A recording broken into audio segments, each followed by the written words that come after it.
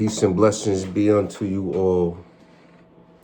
I wanted to get on here and explain or give you some advice on how to make your marriage or relationship work with interfaith. As you guys know, I'm Muslim. My wife is Christian. So I'm going to give you a little backstory on how we met. As you guys already know, I was imprisoned. I came home in 2018 to upstate New York. I'm originally from Long Island. She was a friend of my sister's. We started talking and writing and conversing while I was in prison.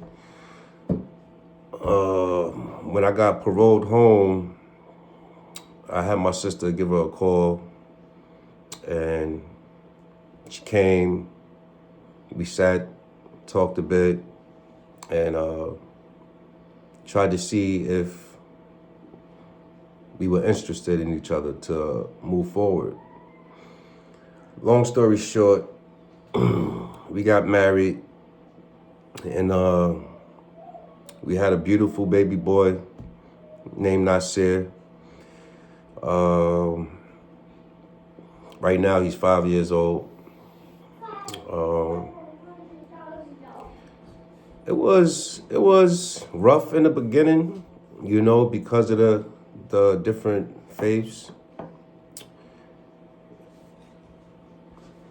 Well, let me back up a little bit. So before I came home, I made a vow to Allah that whoever He permits me to marry, I'm going to stay with. I have other kids from previous relationships that I was taken away from them. So due to that is why I made that vow to Allah. I didn't want the next child that He blesses me with to be raised as my previous children was, without a father. So I vowed to stay in that relationship and raise him better than I'd done before. So to move along, we had him, and he was born with complications. He had a surgery, a shunt implant in his head, and he's born premature, 7 months premature. And it was a rough time for us. You know, I never experienced anything like that. She never experienced anything like that. But we had to remain strong and support our newborn baby. So he stayed in the NICU for about 2.5 months, and eventually we was able to bring him home, alhamdulillah. So we moved into our apartment. Things was good, you know, and things just was a little rough at times because of the interfaith faiths. I'm sorry. Her being Christian and I being Muslim, we didn't really know in the beginning how to commingle. It was like, oh, that's what you believe in. That's what you believe in. Oh no, yeah, I don't believe in this. You don't believe in that. So basically, it was kind of like down each other's throats, which was very, very unhealthy. So lo and behold, like, I knew that Prophet Muhammad, peace and blessings be upon him and his family, is the best example for us as Muslim men to try our best to emulate. And due to him and how he treated his wives and how patient he was, I knew that that's what I had to accomplish. I had to become very, very patient in order to get through this trial that I was in. And I knew that Allah is always with the believers, so I just remained diligent and relying on Him and seeking His help through patience and prayer. And you know, dua is the strongest weapon for the believer, so dua was my favorite favorite go-to, you know, at times of stress and struggles and strifes. Ultimately, things began to start panning out. You know, Allah was blessing us financially and things was looking good. So we tended to not involve religion inside of our relationship, our marriage, and just respect one another. Just respect one another, you know, and basically like go our separate ways. However, we have barriers that we needed to overcome, you know, communication barriers, culture barriers, things of that nature. And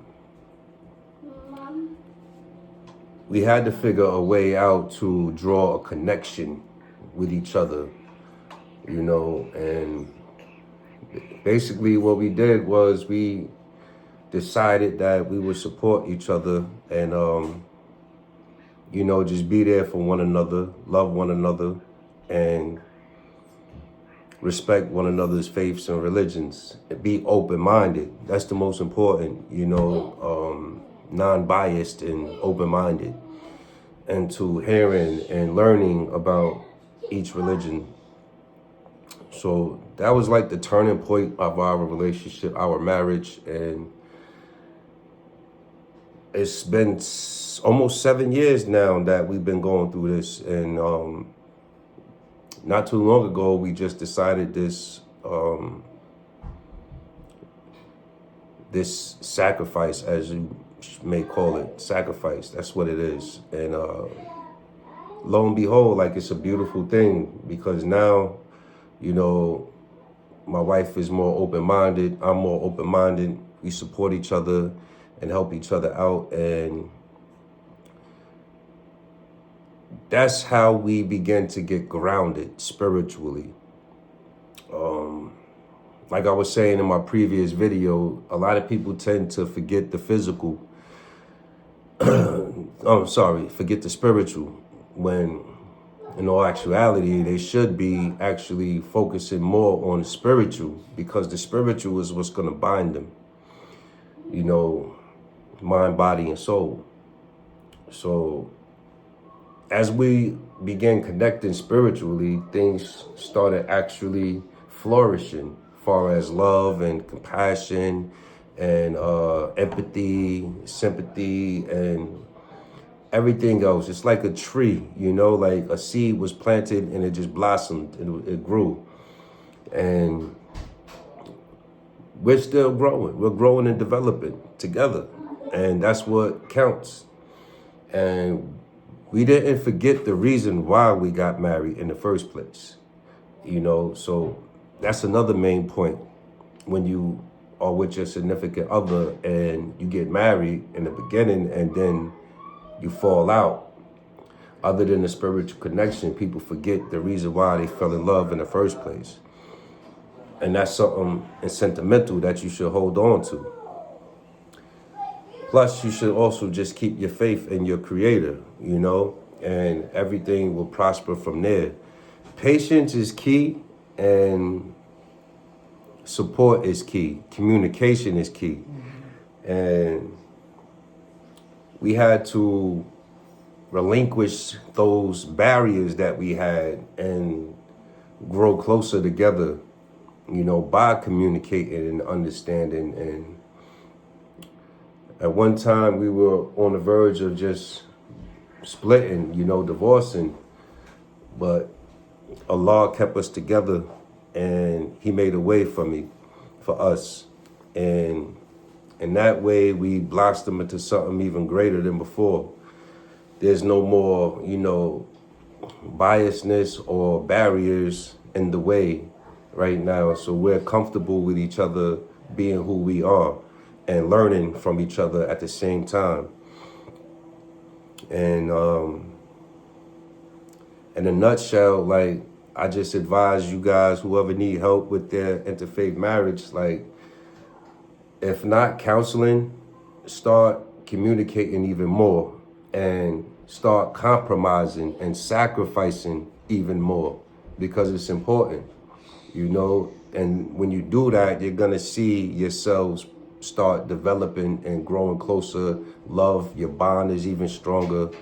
But it has to be mutual. It has to be both-sided. It can't be one-sided, you know. And as long as you got that, you guys are gonna succeed and flourish, man, tremendously. And Allah knows best, but that's what he's done for me. So I have no doubts that he can't do it for you.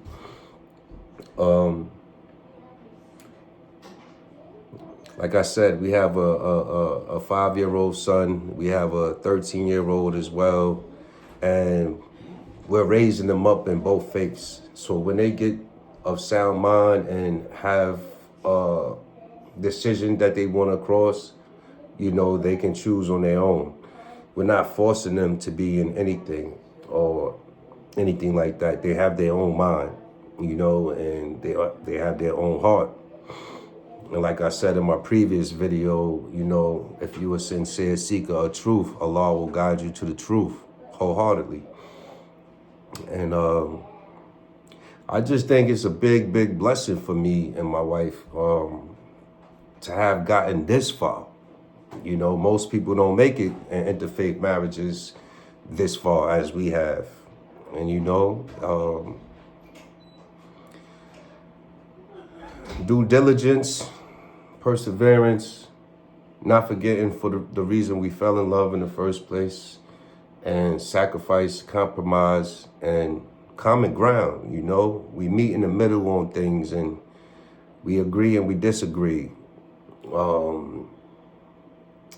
We have differences of opinions, but we always come back on common ground, and we respect one another at the end of the day.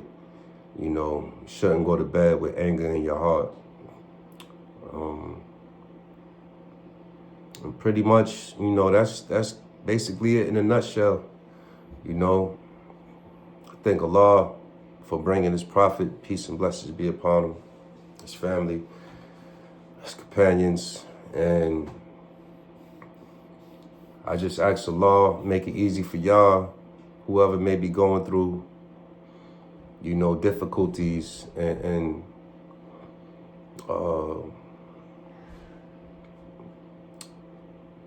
I just ask him to help you guys and make it easy for you.